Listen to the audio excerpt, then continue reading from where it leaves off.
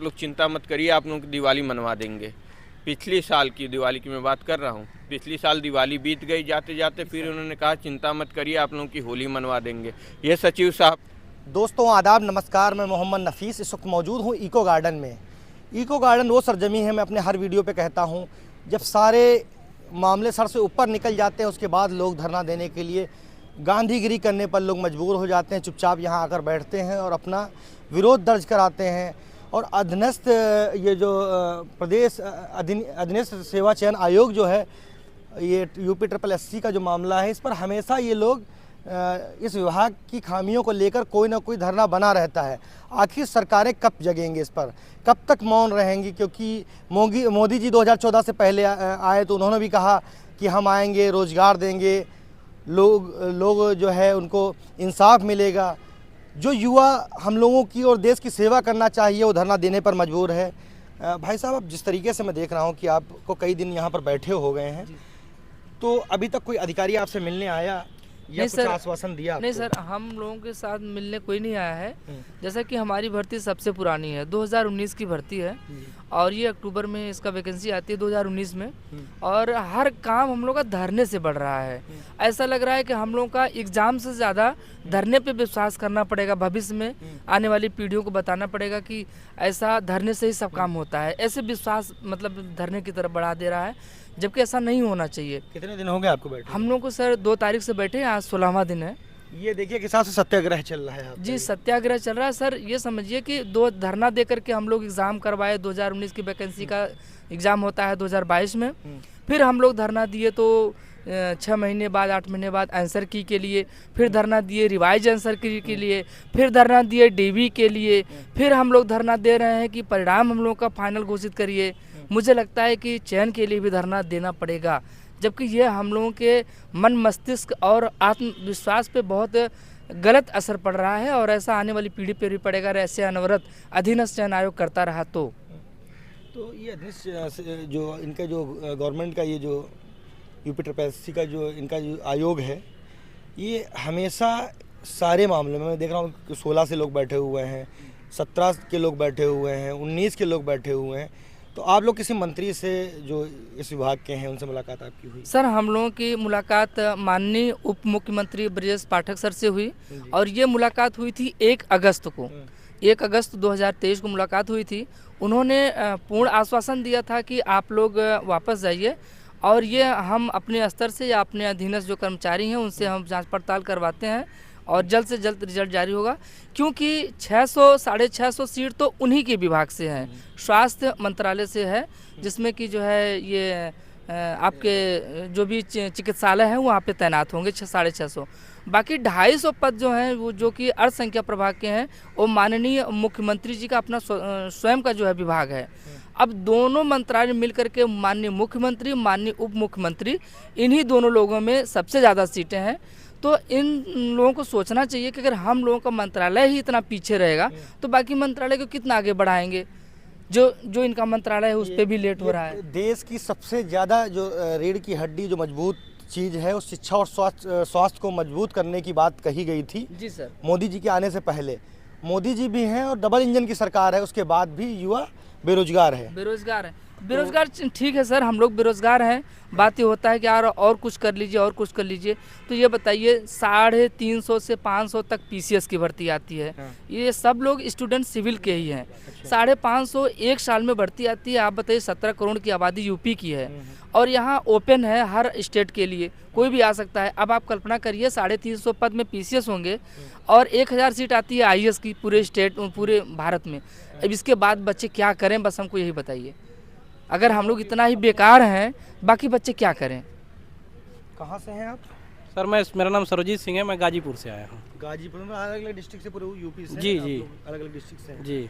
हम लोगों की यही मांग है, 2019 की वैकेंसी, हम लोग की यही मांग है कि जल्दी से जल्दी इसका परिणाम निकाल के हमें नियुक्ति प्रदान किया जाए, क्योंकि हमें सामाजिक, आर्थिक और पारिवारिक चारों ओर से प्रताड़ना का शिकार हो रहे हैं। क्योंकि ये इस वैकेंसी का हिंदुस्तान पेपर में सितंबर में ही आ गया था कि अक्टूबर में आप लोगों की नियुक्ति दे दी जाएगी और अभी तक जो है फाइनल रिजल्ट नहीं आया, पेपर में निकल गया कि नियुक्ति दे दी जाएगी।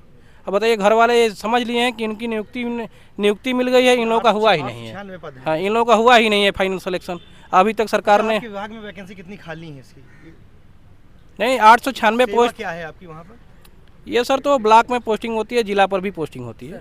सहायक सांख्यिकी सर जैसे कि हम लोग का अर्थ संख्या प्रभाग है तो उसमें चयन एक ब्लॉक पे होता है और एक होता है विकास भवन में। तो जितने रिसर्च होते हैं, जो सरकार के जो प्लान होते हैं, आप समझिए जो प्लान होते हैं नए नए महत्वपूर्ण होते हैं कि इस पर कितना खर्च करना है, क्या इसका रिस्पांस जा रहा है, बहुत ही महत्वपूर्ण पद होता है जिसको विकास भवन में रखा जाए। तो उसी के आधार पर सारा विकास टिका हुआ होता है। आप सोच लीजिए, प्लानर ही नहीं रहेंगे ज़िले में, शोधार्थी ही नहीं रहेंगे, तो किस आधार पे आपका काम हो रहा होगा वो राम ही जाने और आपकी सरकार जाने और श्रीमान जी आप जाने। ठीक उसी प्रकार से आप स्वास्थ्य विभाग में चले जाइए तो किस महिला को क्या स्वास्थ्य मिल रहा है, कितनी दवाइयाँ आ रही हैं, क्या हो रहा है, क्या इफेक्ट पड़ रहा है, कितने लोग मतलब रिज़ाइन कर, क्या जो भी मैटर है, जब आप आंकड़ा नहीं समझ पाएंगे तो स्वास्थ्य कैसे सुधार पाएंगे। ठीक है, तो ये वाला भी आप देख लीजिए। ऐसे बहुत से नगर नियोजन में भी है। तो ये प्रदेश गवर्नमेंट के अधीन है? जी, ये प्रदेश पहले सर ये लोक सेवा आयोग से वैकेंसी आती थी पहले से। माननीय प्रधानमंत्री जी जब से ये बोले कि लोअर पीसीएस के जितने इंटरव्यू हैं ख़त्म कर दिए जाएं, तो हम लोगों का पद लोअर पीसीएस में आता है। फिर वो वहाँ से हटा करके लेते आए यहाँ पे अधीनस्थ सेवा चयन आयोग को। इन्होंने कहा कि भाई जो हम इंटरव्यू नहीं लेंगे तो ये वहाँ चला जाना चाहिए। जब से ये लिए हैं भर्ती को, एकदम मैं क्या कहूँ, अच्छा नहीं लगेगा, अमर्यादित लगेगा, लेकिन हम लोगों को एकदम लटका के ज़िंदगी लटका दिए हैं। हम लोगों के क्या, हमारे परिवार या हमसे जो भी लगे सके उन लोगों की ज़िंदगी लटका। क्या उम्र है आपकी? जी हमारी 35 है। 35 है जी। इसमें कितनी उम्र है किसकी? मतलब इसकी जो वैकेंसी की तो मतलब कि हम लोग 40 पे भर सकते हैं, 40 तक भर सकते हैं। तो वक्त आपका अब एक बार अगर मान लीजिए सर खुदा न खास्ता इसमें किसी का गड़बड़ होता है और 35 है तो वो सिर्फ वो जो है फार्म को भरेगा, वो रजिस्ट्रेशन तो करवाएगा, लेकिन वो परीक्षा देते और फाइनल रिजल्ट आते वो 40-42 का होगा, क्योंकि 5 साल के पहले भर्ती कंप्लीट नहीं हो रही है, जो कि ये गलत है। वही लोक सेवा आयोग में सर 1 साल में भर्ती कंप्लीट होती थी इसी पद पर, लेकिन अधीनस्थ के पास आया तो ये भर्ती 5 साल में जा रही है। अब आप ऐसा मतलब कि घर वाले भी सोचते हैं, पास पड़ोस और गांव वाले सोचते हैं कि ये बस ऐसे हल्ला कर दिया था, ठीक है, ये लड़का ठीक नहीं है। मतलब गलत असर हम लोग के पढ़ाई पे, मानसिक स्तर पे हम लोग इतना उत्पीड़ित हैं सर कि हम लोग ये दवा खा करके सोते हैं। कहाँ के रहने वाले हैं? सर हम जौनपुर डिस्ट्रिक्ट के हैं। क्या नाम है? पवन पाठक मेरा शुभ नाम है। ये देखिए, इस तरीके से उत्तर प्रदेश के अलग अलग डिस्ट्रिक्ट से आए हुए हैं, क्योंकि जब एक बच्चा होता है उस बच्चे को माँ बाप वो परवरिश देते हैं कि बड़ा हो करके एक पेड़ की तरह फल देगा। अभी से दवा खा रहे हैं हम लोग। जी, फल देगा। और ये बेचारे इस लखनऊ की सरजमी पर रोजगार के लिए न्याय मांग रहे हैं हुकूमत से, जो हुकूमत आने से पहले कहती थी 2 करोड़ रोजगार हर वर्ष देंगे। जो देश के विकास के लिए जो अहम है, विकास की योजनाओं पे काम करने वाले बंदे हैं, वो इस तरीके से बैठे हैं। अगर आप लोग कंजूसी करेंगे, क्योंकि आप तो जनता है, जनता से बड़ी कोई अदालत नहीं होती है, आपसे यही गुजारिश है कि इसको जम के शेयर करें इस तरीके से। जी जी, क्या कहना चाहिए? सचिव साहब ने अपने इंटरव्यू में, अध्यक्ष साहब ने न्यूज़ नेशन पे इंटरव्यू दिया था, उस पे इन्होंने खुद कहा है कि देखिए हम जून तक इनको नियुक्ति प्रदान कर देंगे। अरे यार जी, देखिए जी, जिसमें ये खुद कह रहे हैं, आवाज़ खोलिए। उसके बाद मेरे ख्याल से जून वगैरह में हम सहायक संघ भी निकाल देंगे। जितने भी पुराने हैं उनमें हमें कोई दिक्कत नहीं, जिसमें देखिए जून में खुद ही कह रहे हैं सचिव अध्यक्ष जी अपने इंटरव्यू में कि जून में हम सहायक सांख्यिकी अधिकारी का रिजल्ट निकाल देंगे। पर जून के बाद हम लोग इनके पास गए तो सचिव साहब ने कहा कि आप लोगों का रिजल्ट अगस्त लास्ट तक आ जाएगा। फिर हम लोग अगस्त लास्ट में गए तो अगस्त लास्ट में सचिव साहब कह रहे हैं कि आप लोग चिंता मत करिए, सितंबर तक आ जाएगा।